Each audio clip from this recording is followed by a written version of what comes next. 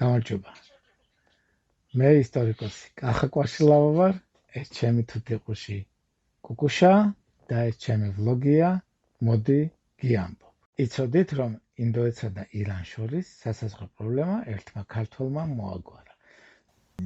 და ეს დავა, ეს პრობლემა მოაგვარა ქართლის მეფემ გიორგი მე-11.